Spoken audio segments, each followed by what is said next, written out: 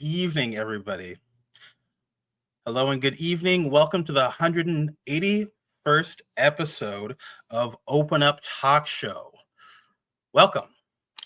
Tonight we'll be diving into addressing missing youth, community outreach, as well as human trafficking. Very serious topics, and we have a wonderful guest signing in from Orlando, Florida. A lot to talk about, a lot to get into. Let's just dive right into it. I'll spare no time. I'm your host. My name is Honoré. I'm a fine artist, art instructor, mentor, and mental health advocate. Thank you for joining me this evening. So this organization was founded in 2020, Voice of Men 360, based in London, Ontario. Voice of Men was born out of seeing a tremendous need of stepping up to provide services to help, support, and overcome life's challenges. Why open up? Because we as men do not open our hearts and are not willing to share our matters with anyone. When we keep our emotions, challenges within ourselves for a longer time, at some point they will explode and it can become unhealthy in many ways. We aim to create awareness about the life challenges, struggles, and overcome ups and downs that our boys and men go through in their lifetime. There are no limitations with gender, age, nationality, or ethnic groups in sharing your life journey. All walks of life can participate. We do have a disclaimer that I'd like to read to you now. We would like to remind you that Voice of Men's mission is always delivered with good faith toward peaceful harmony. The views and opinions expressed in today's episode are those of speakers and do not represent Voice of Men 360. Our organization engages in discussion forums to offer inspiration and create awareness of issues of men who wish to overcome their life challenges. We are not providing medical or therapeutic advice. Should you require that type of assistance, we recommend you contact a medical professional immediately. With us tonight, we have a very special guest. Many accolades, including educating over 36,000 youth and adults over the past 7 years, being named one of Orlando's Magazine's Women of the Year, United Abolitionist, ooh, that's a big one, Polaris Star NGO Leader of the Year, to name a few, Jan Edwards, the president, founder, and CEO of Paving the Way Foundation. Welcome, Jan, to Open Up Podcast. Thank you for inviting me to have this conversation. When y'all reached out earlier this week, I'm like, I am totally available and I will totally take this conversation on, because we see it every day when we're in schools with our kids. So I am thrilled to dialogue with you and share with what we're seeing, and then hopefully, provide some insight along with some actions for, not only parents, but teachers and aunts and uncles and big brothers and big sisters and people in the community to take to, create some space and some freedom for our boys. Absolutely. Creating that space with community is the biggest part, getting everybody involved and spreading that awareness. But more knowing the fundamental steps on how to get started. How can I help? Yes. Right. So I'd love to dive into that. First, tell us a little bit about yourself, your background, growing up as you have in the telecommunications industry. Take us to the beginning. Sure. I always tell people, I'm like, how far back do you want me to go? But I will say, so I'm Cherokee and Choctaw Indian, and I was adopted out of the tribe because my birth mother could not afford to feed me.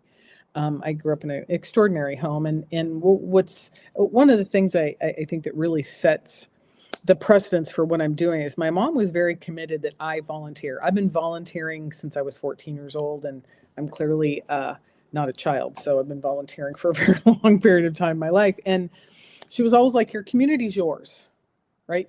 When you're younger, you have time, you don't have a whole lot of money. Give your time. As you get older, you have a little less time because you're working with kids and family, but you have more money. So give some money. And as you get older, give time and money. So I've always had the mindset of I'm responsible for what's happening in my community, both locally, regionally, within my state and within my country and then the world. So spent most of my career in the telecommunications industry. I worked for a Fortune 500 company in sales. I had 6 different jobs in 18 years. I was a startup girl, right? So starting things was never fearful for me. And when I left that career, I was working for another startup and I closed a very big deal. And the day I closed the deal, about 2 weeks later, they laid me off. And I was invited same day to go to the Get Health Summit at the UN. I was working for a medical device company. And I went, and for those of you watching and listening, we've all been at large events where there's those 1 or 2 people we've seen or run into or heard speak, and you're thinking, I got to go talk to that person. Well, that happened to me while I was at the UN. And his name's Dr. Honoré. He runs a 501c3 out of Ethiopia called People to People. He's a neurologist. And we just met and we talked and we chit-chatted about things that were happening in Ethiopia. And, we sent texts and emails, and I was really wanted to have a conversation with him about my little medical device. And he said, look, Jan, I'm planning to go to Ethiopia. I don't have time to have a conversation with you. I'm setting a medical plan. And he goes, can we talk when we get back? I'm like, of course, have a great time, send an email, send pictures. And then he sends an email right back and says, do you want to go? Well, it's not every day you get invited to go to Ethiopia. So I went, and it was there that I witnessed human trafficking. And I didn't realize it was human trafficking. This was back in 2013. So you're talking a while ago. And it was just a moment in time where I'm in Addis Ababa, which is the capital of Ethiopia. And it's the end of the day of mission tripping. And if anybody's done a mission trip before, you're just wiped out. You want food, shower, and beds, what you want. And so I'm looking out the window, and just as we break through some traffic, I see 2 older men, 2 younger girls, and it just didn't feel right. That feeling in your tummy that something's a little off? Well, when I got to my sponsor's house, I shared with him what I saw. And he's like, oh, yeah, that's just human trafficking. Like super nonchalant.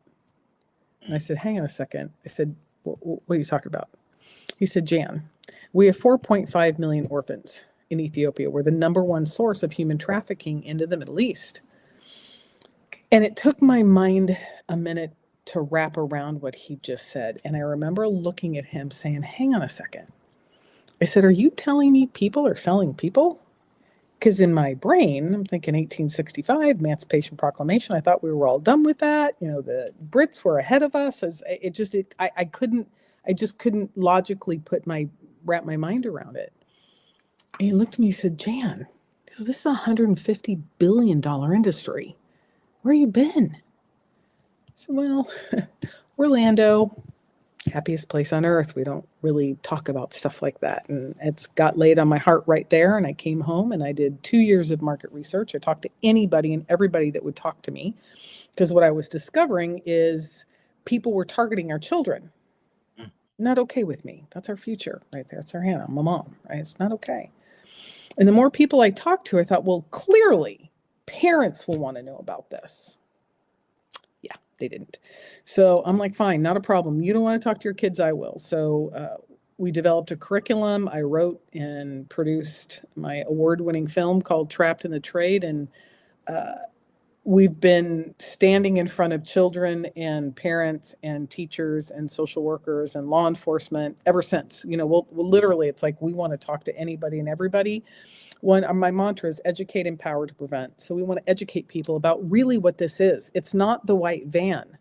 What most people don't really get, they've seen the movie, with Liam Neeson, and they've seen all these movies about being kidnapped. According to Homeland Security, by the way, this isn't Jan, according to Homeland Security, less than 0.5% of human trafficking happens through kidnapping. It's not kidnapping. It's not what you see in the movies. It starts right here on the phone.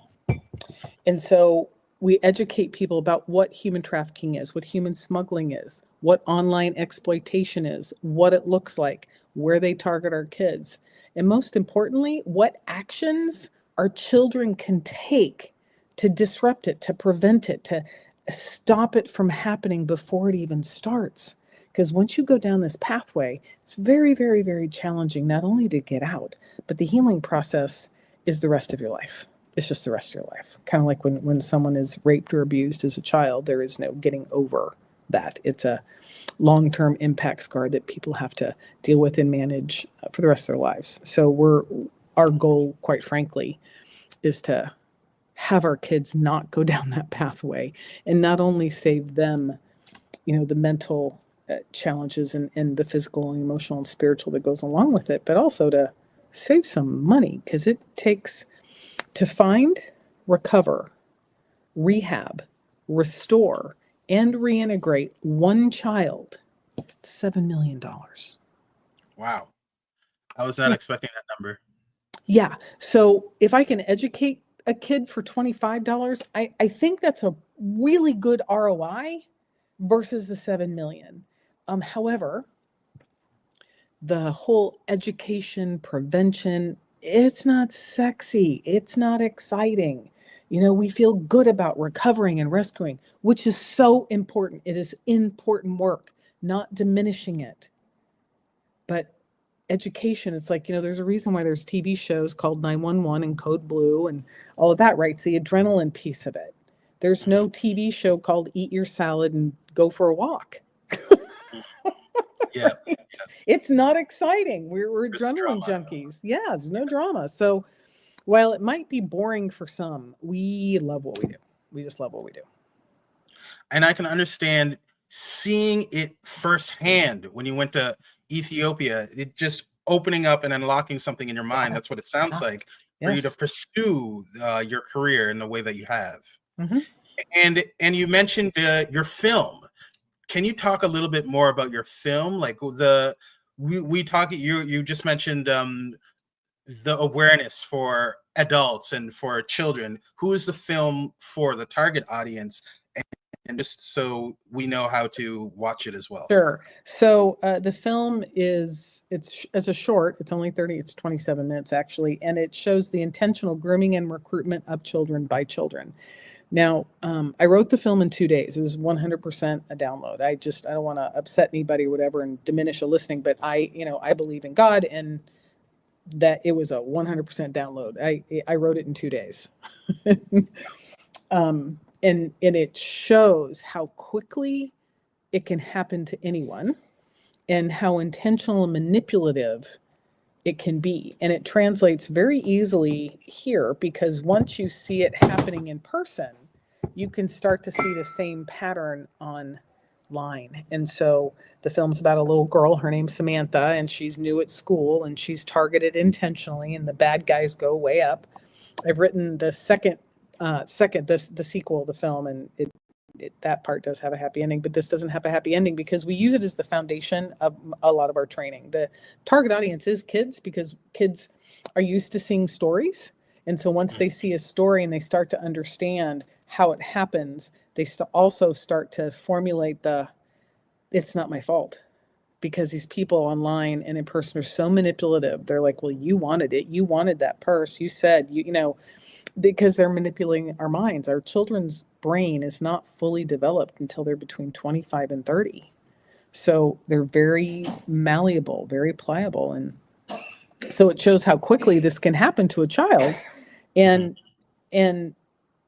we leave it not at a happy ending, because after the film is really when the real work gets done, because we invite the people watching the film. It's like, okay, you're at that party. What would you do? Right? How would you be with the new girl next semester when you start school? How can you befriend people that might be sitting at lunch alone? And we give our children several ideas of ways they can be advocates, not only for themselves, but for their kids. And, the simplest thing of everybody knows those kids that eat lunch by themselves. So just go sit with them. All it takes is once. And now all of a sudden, and I'll ask the kids, I said, what do you think that would do for that child? And it's always a kid in the back, and they'll say, someone saw them. Our kids are dying to be seen, literally and figuratively. They're dying to be heard because no one's paying attention. And so they're going to go, and look, we were all teenagers, right? We all remember puberty. We all did silly stuff. But the stuff that is happening now can kill our children. They're doing these TikTok challenges like the Tide Pod challenge. Children died from that. The choking challenge. Children died from that. And now they're doing subway surfing in New York, and children are dying from that. So there's a missing for our children to be fully self-expressed, to be heard for what they have to offer, and to be seen just for who they are. And I think that pandemic really did some damage to our children's mental well-being. And so that it's been exacerbated over time. And then now we've got the period of time we're in currently with all kinds of chaos happening around the world. And they're scared and they're nervous and they're frightened and they're angry and upset, and they don't really know why. They just feel it. They can feel the stuff in the air. And when they're given the opportunity to see from a different perspective, when they're heard, probably for one of the very first times, because our training is a dialogue. We engage in conversation. I'm a huge fan of the Socratic method of education. I'm going to present data, ask great questions, and have you do the thinking of how you would solve the problem, because none of us are 13 and 14 years old. We didn't grow up with this thing. We're digital immigrants. They're digital natives. And so to be able to have them do the thinking, how would I solve that problem? How would I interact with that? Who can I go talk to? It gets their brain working in a way that it doesn't have the chance to a lot of times. And then they feel empowered, and then they get freed up. Wow, you mentioned so many great points there.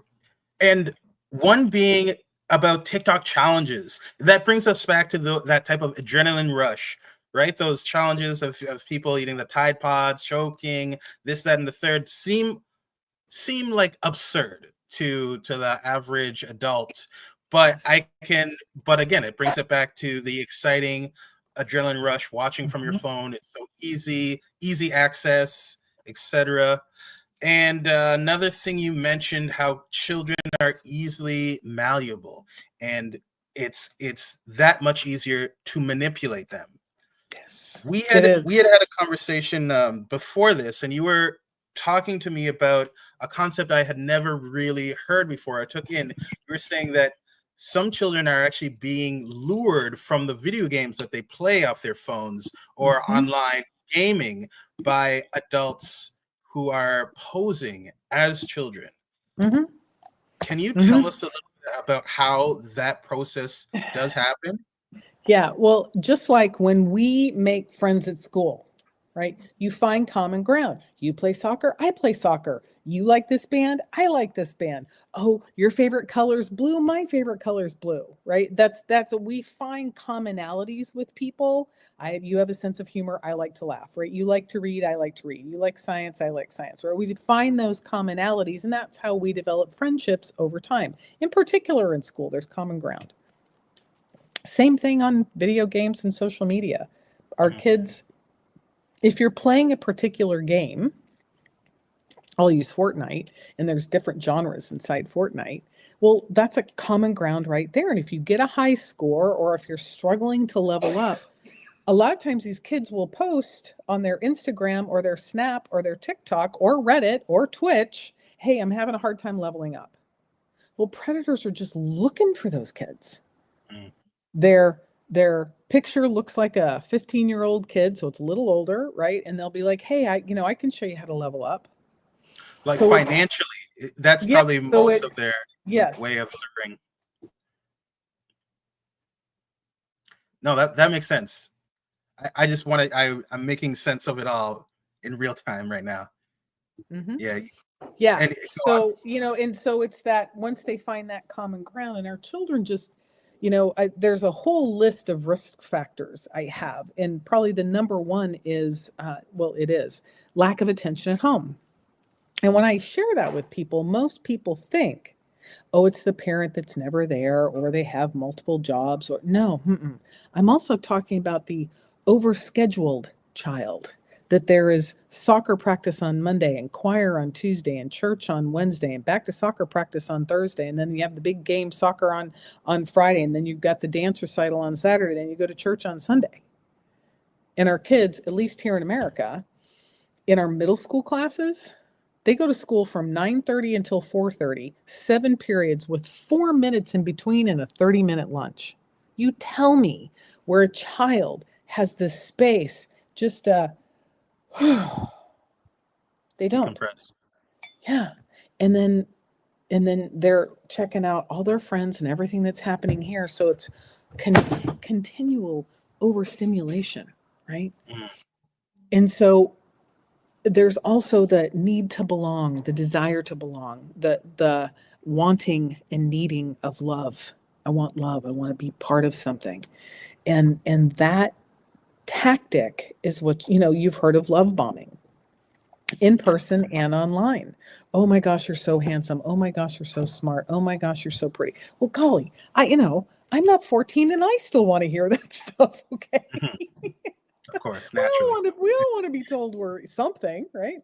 Celebrated. Smart, We all want beautiful, to be pretty. Yeah, celebrated. absolutely. We all want to be celebrated. So, your brain's not fully developed yet. You're feeling lonely and isolated. You're exhausted because I have no space to breathe. And here's someone's actually being nice to me. Here's someone, it feels like they care. And I'll never forget my daughter. I'd give her compliments and tell her how much I love her. And she'd be like, you're supposed to love me. You're my mom. Right. So there's getting this outside validation from someone other than a parent or a sibling or a grandparent that our children are desiring. And these predators know this, so they'll spoon feed them this connection. And it's a whole lot easier to be honest and to be myself with someone who doesn't really know me and so far has yet to judge me. Right? Because it Right? feels organic. It feels natural. Because these guys are trained. And the example I'll use, most people know who Serena Williams is. Yes. Or I can say Michael Jordan too, but I like Serena Williams because it's one-on-one. So imagine we're at the US Open and we're center court and it's like, Honoré, come on down and play, right? So there you are, center court. It's you and Serena Williams. Who's going to win? Serena. Yeah. Why? She's been playing since she was 6. Professional. She's got hours and hours and hours of practice of her and the net and her racket, right? So imagine you're a 13-year-old kid engaging with a 45-year-old adult. Who's going to win? 45-year-old adult. They have decades of learning how to manipulate other people. And there's actually gangs. One's called the Yahoo Boys. It's out of Nigeria. There's gangs that specifically target our boys. And they target our boys on video gaming platforms and Instagram. The level of manipulation is beyond anything most people can understand. And there has been a rise in sextortion cases of just boys, of 18,000% over the past 2 years. Over 3 dozen suicides. And we're going to get into, I want to talk about why that is. Why do you think they target boys? Boys, they don't have safe spaces to express themselves. That's why they have nowhere to go. Exactly. Yes, exactly. And so the conversation we have with our young boys is when we train our youth, in particular after school programs, we separate the boys and the girls. So I have extensive experience being with young boys in the middle of this conversation. Okay. And I'll set it up because we talk about one particular case. It's the Twitter case. It's still active. 2 middle school boys were playing a video game. And this pretty little 16-year-old girl comes sliding in. Now, she wasn't 16. She was, it was actually an international criminal organization. And she's like, hey, can I play? Well, they're 13-year-old boys. Pretty girl. Yeah, of course you can play. So they're playing their video game. And she says, hey, let's go over to Discord. And they create a Discord channel.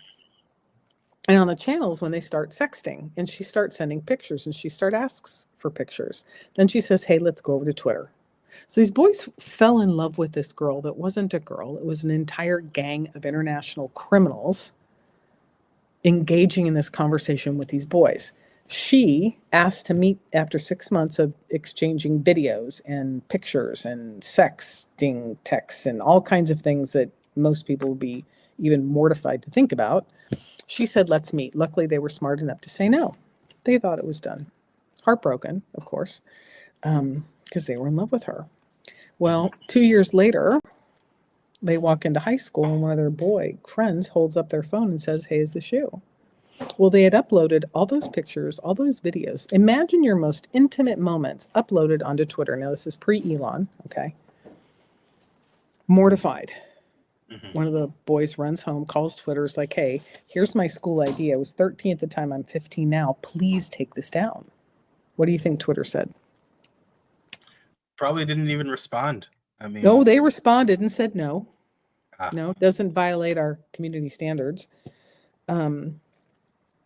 So here he's dealing with the shame, the embarrassment, has told no one, okay, except his best female friend, the guilt, all of those negative emotions. And he calls his best female friend and says, I can't take it anymore. I'm going to kill myself. I just can't take it anymore. And she's like, hang on, right? I'm on my way over. She calls his mom and says, you need to get into your son's room right now. I'm going to put a pin in that story because this is where we talk about he didn't tell anybody. He didn't tell his mom. Okay. He didn't share it with anyone but his one female friend. And so the conversation we have with boys, I put the link in our private chat and I'd love for you to share it. There's there's 2 documentaries. It's called the Misrepresentation Project, MISS. And one is about girls and the other side is The Mask You Live In. It's about boys. And I say to the boys, I'll say, look, I said, I'm going to say some phrases, look at the girls if we're in a mixed group. And I said, if you have brothers or nephews or cousins that are boys, you've probably heard some of these phrases. Man up, toughen up, suck it up. You want to cry? I'll give you something to cry about. And all the kids' heads are like, they're nodding. They know exactly what I'm talking about. And I'll say it's something in the realm of don't act like a girl, don't throw like a girl, don't run like a girl, don't cry like a girl, because girls are, and eventually someone will pipe up and say weak. I'm like, exactly. Because if you show any emotion outside of angry or happy, you're weak. Well, back in the day, right, when we were all tribal, couldn't have weak men. There are no weak men to be had, right? The tribe's survival was based on having strong men. Couldn't cry, couldn't show any emotion, toughen up, deal with it. And so we've taught our boys to suppress their emotions. That's why these people are targeting our boys online. They know they're not going to go tell anybody. They know. And so, with the boys, I'm like, look, there's 2,000 human emotions. You're entitled to every single one of them. And I'm going to invite you, and I'll make them pinky swear. So I'm going to invite you. Do you need to check in on your buddies? I said, because when your friend's off, don't you? And they'll kind of nod their head and I'll say, so here's what I'm going to ask you to do. Just, how are you doing today? That's all you got to say. I go, and they'll be all tough. And I'm fine. I said, I'm just going to ask you to stay with them. Just stay with them. Go, you sure? Yeah, okay. And just stay with them. And eventually something's going to fall out of their face. Now, it could be something as minuscule and, big at the time in life, but their dog ran away. Grandma moved in. Now they're sleeping on the couch, right? Or it could be some girl's threatening them. Some girl is threatening them because they sent a nude. And they haven't told anybody yet. And they're petrified and they don't know what to do because they're now asking for more pictures or money. And so I'll say to the girls, you could be the one and only safe space for your guy friends. That if they're experiencing any of this, that you could be the one that they're going to come to and go, look, I'm dealing with something. And I'm like, ladies and gentlemen, if you're friends, we're going to walk you right down to the safe coordinator, the counselor, the trained adult to work with you on this. Because it's not your fault. And that's probably the biggest message I can leave with adults is should your child be facing some of this, it is not their fault. Their prefrontal cortex is not fully developed yet. They cannot make solid decisions because their brain's not there yet. That's why they have adults in their life, quite frankly, to keep them alive. Used to be from woolly mammoths, now it's from online predators. Predators just the same, just in a different form, right? That's our Good job. analogy. It's our job. And children can't consent. Children can't consent. Children under the age of 18 can't consent to sending nudes. They can't consent to having sex. But yet they're made to feel like it's their fault. So the guilt, the shame, the embarrassment, all those negative emotions they can't share with anybody. So they're choosing to take their life. And so the key of creating safe spaces and to be able to open up this conversation with our children will save lives. I had one little boy after this conversation, right? And we have the kids do the posters because we either train in 3 1-hour sessions or 2 90-minute sessions. And the last part of either session is we have them do posters, right? We have them, we give them two rules: create a hashtag based on what you learned and draw something and have fun, right? That's it. And we don't tell them to do anything. And it's interesting because our kids are really struggling with creating. And so we'll ask questions to get them started. Well, what did you learn? What would you share somebody? What would you tell another? What was your favorite part? What was the scariest part? What was the most impactful, right? And then they'll be like, oh, and then they'll start, right? And this one little boy was drawing and he's like, Miss Jan, can I talk to you? I said, of course. And so I, knelt down with the desk and I said, what's up? He said, I've been having self-harm thoughts. I said, I got it. I said, have you shared that with anybody? It's like, well, my mom. I said, okay. I said, how'd that go? Well, she told me not to have them. And I'm going to put a pin in that story. I don't know what I would have said if my daughter had told me that. So there is no fault or blame over there. Okay. Right. I don't know how I would react to that because we're not trained to deal with that either. Okay. So no fault or blame to the parent because it's like, and you're thinking in your head, you have food in the refrigerator, a roof over your head, you've got shoes, you've got clothes, you've got a bed, you have a parent that loves you, you're going to a good school. What could you, right? You can see the logic of the adult going down that pathway of like, why do you want to hurt yourself? Having no idea what's happening in reality here or at school. So I'm going to unpin and I smiled at him and I said, well, we both know that doesn't really make a difference, does it? He kind of smiled. He goes, no. And I said, so we're going to talk to somebody here today. Okay. He's like, I'd like that. And the whole time just calm, not like, oh my God, you can't do that. Can't, because that just freaks them out too. You just got to have that calm, neutral thing. I'm like, okay. And, I went and grabbed the principal, went and grabbed the safe coordinator, and you could, as the kids were leaving, he stayed back and it was so cute. And I looked at him and he goes, bye. Like he was so relieved that he could say something to somebody, not be made wrong, not have it be made a big deal, and to be able to get some help. That's all our kids want. And the thing that I share with a lot of the adults, when they ask me how it's going, in the anti-trafficking space, most of the perpetrators are men. They are. There is a percentage that are women, so there's no one perfect sex, but it's mostly men. And so it would be really easy to have a particular listening or view of men. And it's the middle school boys. It's the time I've spent with them watching their hearts, heal, watching their hearts open up to what's possible, watching them, see what's happening and to know that they don't want to do that to another person. They just want to do the right thing. They want to make people happy. They want to belong just like the rest of us. It's just like I get moved every time I think about them. They're just so precious. But we've not allowed them to be that. We've put them in this space of you got to be tough and you got to suck it up and you can't cry and you can't have any feelings or emotions. Well, that's just not human. We're people, right? We're people. So, I'd love to show you a couple of the posters. Absolutely. that we can, that, and I want to let your viewers and listeners know, these are middle school boys after 2 hours of our training. Look at the heart. Like they just want to be loved. They just want to belong to.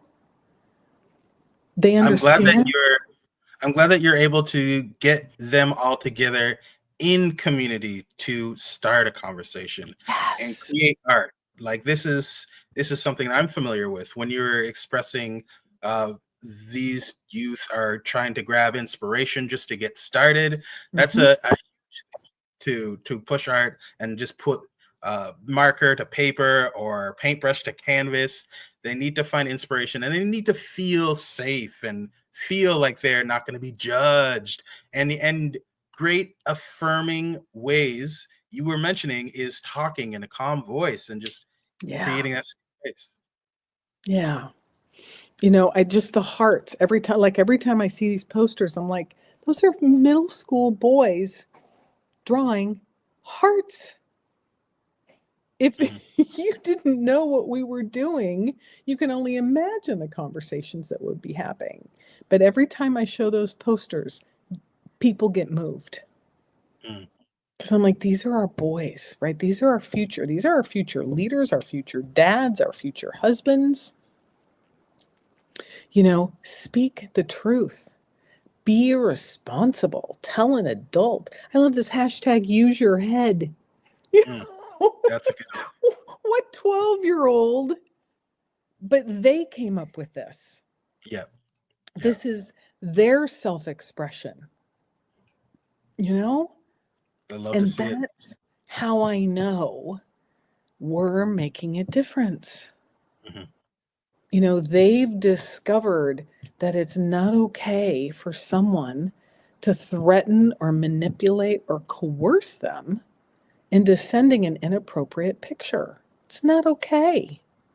And to tell somebody to speak up and tell the truth, tell your truth, right?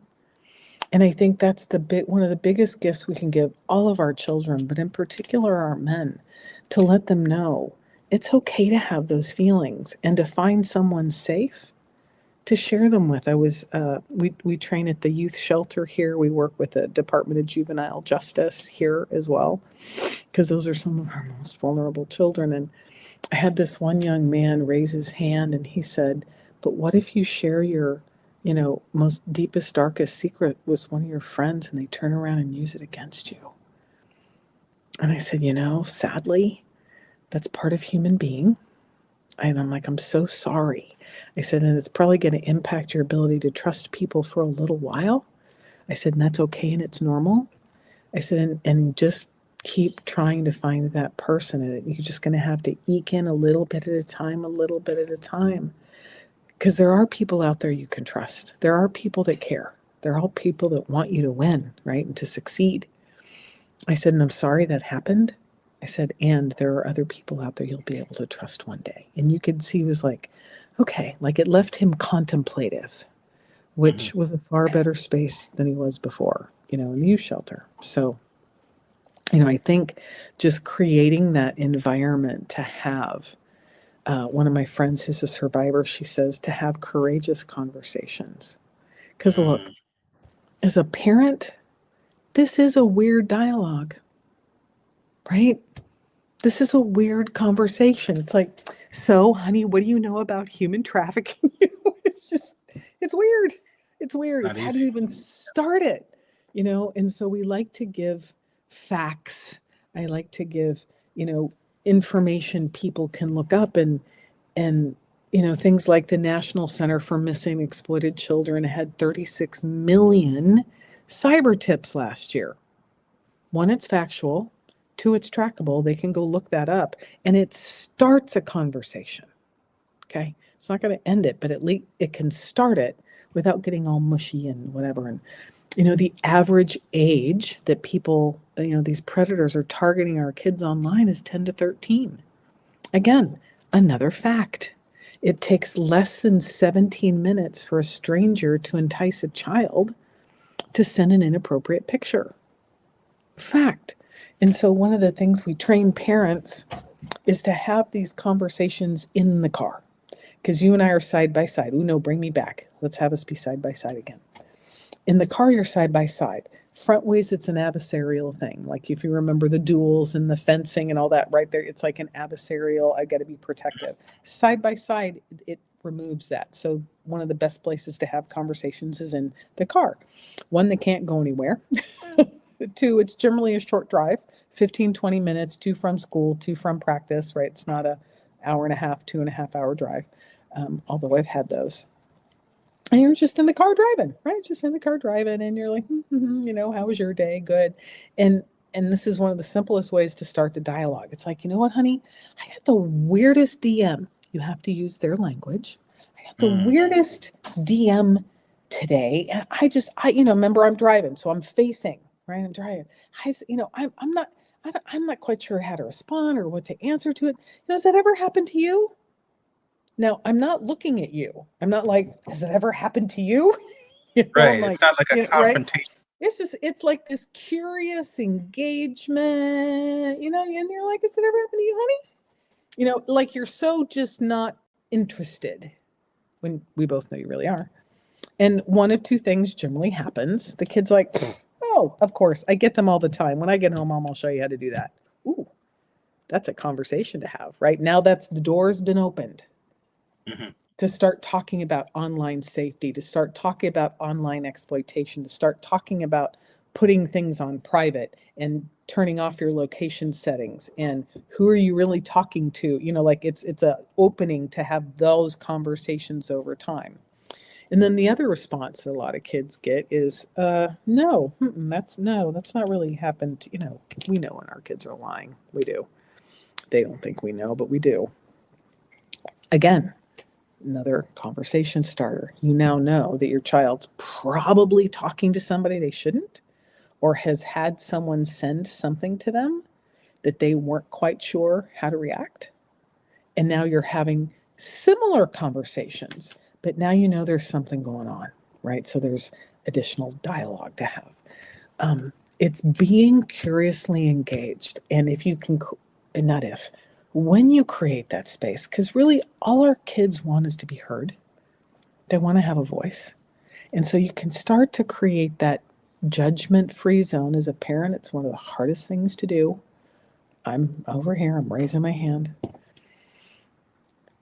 And when you create that space, when you make this kind of conversation normal, okay, having those courageous conversations normal. You're talking about sex. You're talking about consent. You're talking about finances. You're talking about boyfriends and girlfriends. You're talking about exploitation. You're diving into the deep end on some of these dialogues.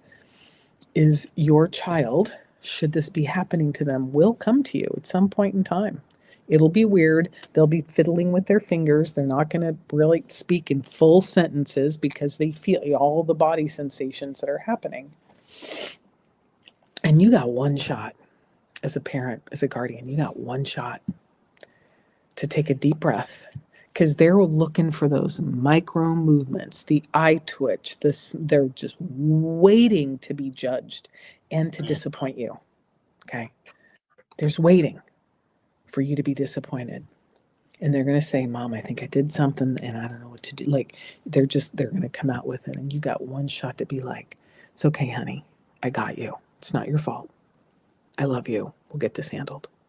Again, that neutral, and parents are going to have to practice it in the mirror, man, because all it takes is one thing. And you can be authentic with them too, because if you've listened to this podcast, if you've watched the podcast, you're now informed. You have a sense of what they're dealing with, and you have some tips of how to start the conversation. So you're no longer going in blind. Okay, that's the first thing.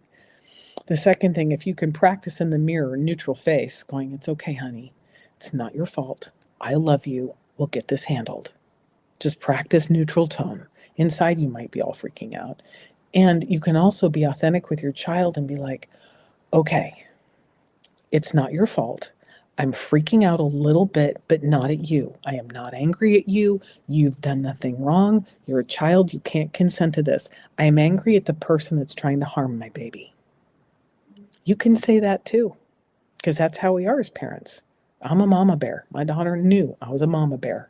I'll protect my kid at all costs, right? You harm my child, I'm coming after you. That's how we operate as parents. So to let our kids know I'm upset, I'm not upset at you.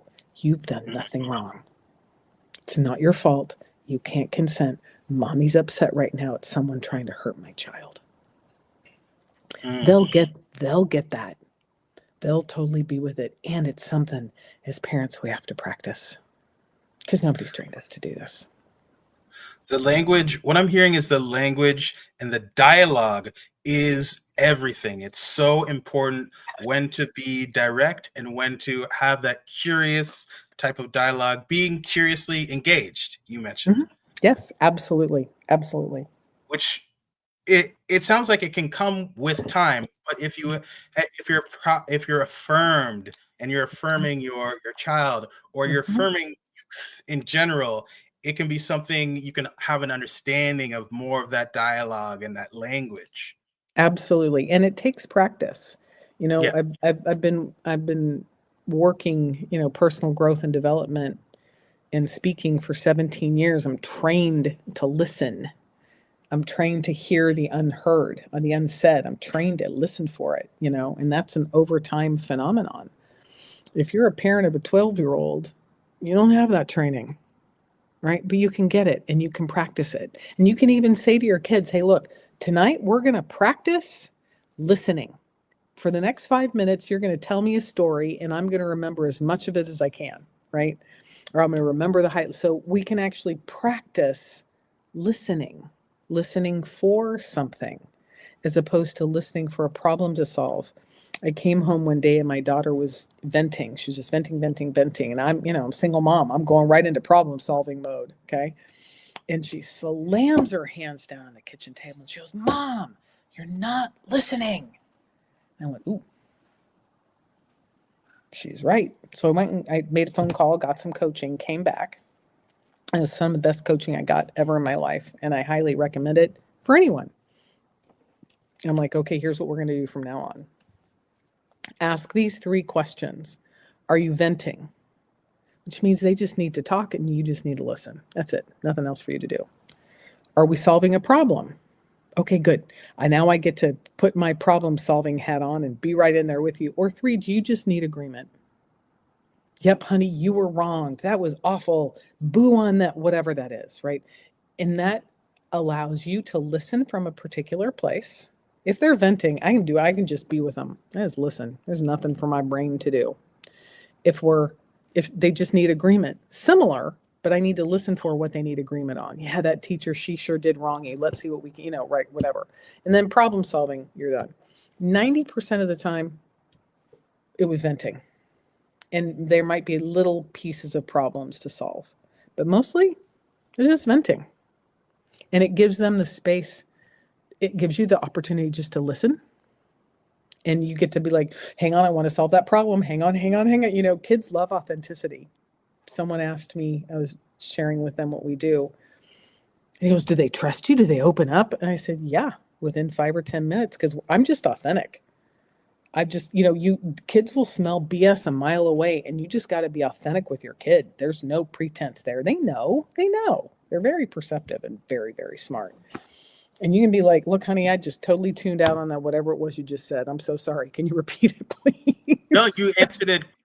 I just wanted to be further educated on engaging with the youth and how the approach is.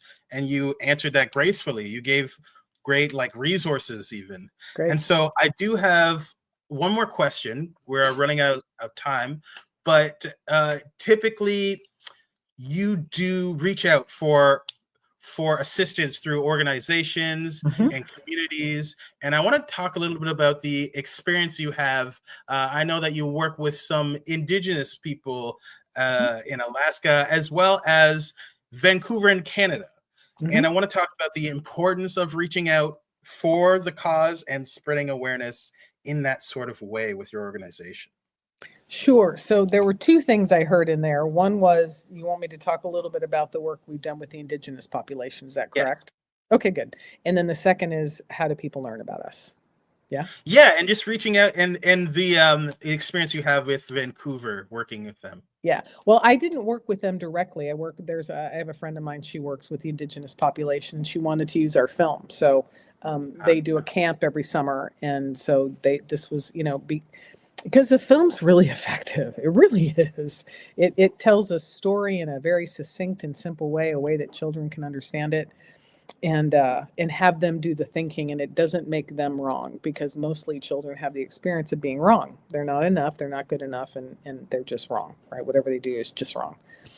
um, and so we work with the population up in Canada, up in Alaska, and then also too, we've worked with the Lakota Nation educators, and we've gone into the Cheyenne River tribe and educated their kids 4th grade through 12th grade. And then we did a training for their parents and their caregivers. And the indigenous population, there's a high target inside that space for human trafficking for a variety of reasons. One, I'm going to say the obvious vulnerabilities, but the not so obvious vulnerabilities, especially when they leave the tribe to go to school or to a bigger city, right? They're missing their community, and it's really simple to slide into or be taken advantage of by love bombing or whatever that is. And that there's a deep vulnerability there, because we feel deeply, and we're very connected to our tribe, and we're very connected to the land. And when we leave the land, there's an impact on us. And in South Dakota, the indigenous population makes up 9% of the population, and they make up, of that 9%, they make up 40% of the trafficking victims and survivors. So the interesting piece about Native women in particular is we can be made up to look a variety of different ways. I can look Latin, I can look Asian, I can look Polynesian, I can look, exotic. There's an exotic look to a lot of Native women. And ethnically ambiguous. yes, and that's what has them be ethnically ambiguous. I like that. That's what has them be a high target, and they're grateful and appreciative of the conversation, because no one's really had it about that with them. I'll be going back out to South Dakota again, and that's the Native tribes have several support systems inside of the tribe, for them, and a lot of the states, because this is the whole MMIW and MMIP. It's a big deal, because we go missing and nobody cares. It's the whole red dress movement, much like children of color. And I'm like, no, I have no idea. I don't care how much melanin you have or don't have.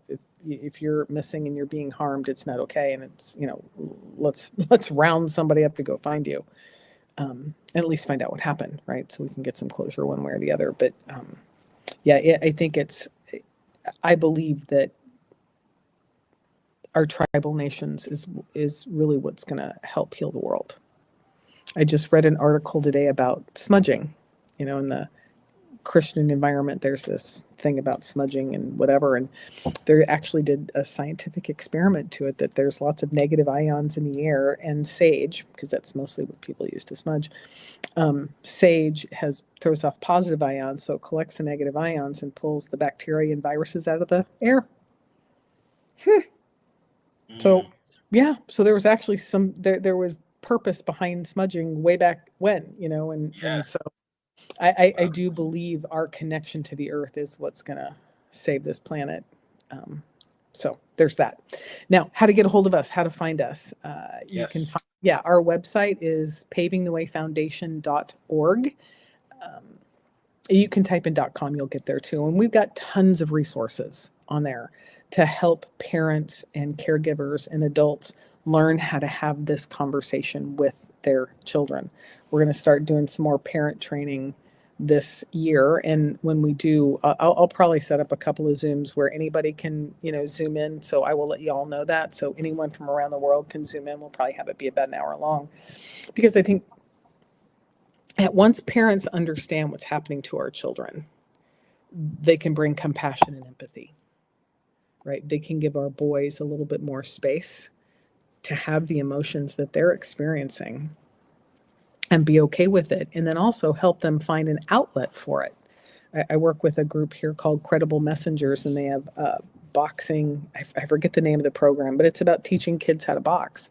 It's really working with kids in the Title I schools that are angry. They're just angry. But once you give some kids an outlet and you support them and acknowledge them, there's an opportunity and a space for them to be able to get that anger out in a healthy way, earn a new skill, right? Create camaraderie, and then that anger is diffused. Those emotions are diffused. So, it's really a matter of taking on, being willing to have the courageous conversations. And I am cognizant of compassion fatigue.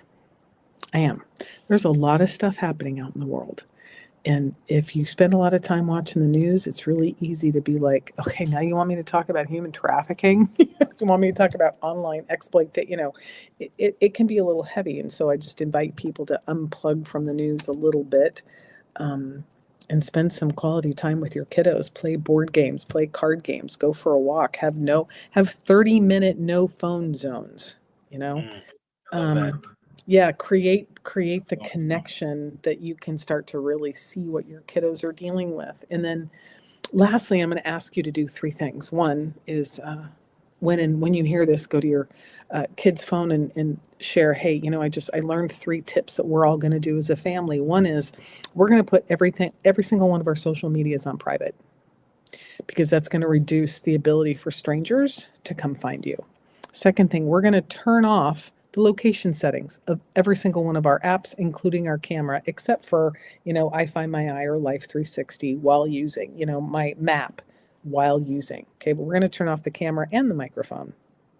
And lastly, we're going to create a safe word. We're going to create a family safe word or safe phrase, because with the advent of AI, both audio and video, I need to make sure that that's my kid calling me and not some AI generated bot. So come up with some silly phrase like, what color is Aunt Edna's car? One, you could not have an Aunt Edna. Two, Aunt Edna could be driving a motorcycle, right? But only you would know these things about your Aunt Edna.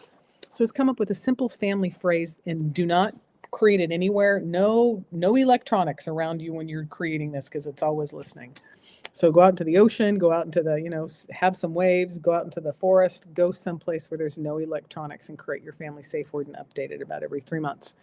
Those three things, we can do those three things with our families. We will reduce the number of online exploitation that our kids are experiencing, and give our families an opportunity to connect and bond more. Yes, those are such great tips too. And I'm the biggest advocate about going outside, getting in touch with nature, with the family bonding. So that's just positive. And I'd like for you to quickly talk about the upcoming conference before we wrap things up. Absolutely. So we've got the 17th annual Human Trafficking Awareness Days down here in Orlando, Florida, and it will be hybrid. So for people that live in Orlando or in and near around, they can come and participate in person. It's at the UCF Rosen School of Hospitality, and they can also participate online. We're going to have some really good panels on AI, and then I'm actually hosting a panel entitled "My Kid Would Never Do That," because that's what parents say. My kid would never do that. How to keep your kids safe online. So we'd love to have you all tune in from all over the world. Thank you. Thank you for those resources. Absolutely. Now, I'll just tell the people, if you'd like to be a guest on our show, we'd love to help and work directly with organizations. You can reach us at 226-289-8784. Email address info@voiceofmen360.org. Website www.voiceofmen360.org. You can find us on all social platforms, Voice of Men 360, Facebook group and page, and you can join our group right now to see our daily activities. Please invite your friends as well. Thank you, Jen. Appreciate your time. Thank you for joining us. Thank you for spreading that awareness. Here in the city of Toronto, we actually have a few boys missing of African descent, and just you touching on how Indigenous people go through these struggles. It's an ongoing issue. Our BIPOC community are struggling, and we need that awareness. We need that information. We need resources constantly. So I really appreciate and commend you everything that you've offered tonight. Thank you. Thank you for your time. Thank you. Take care, everyone.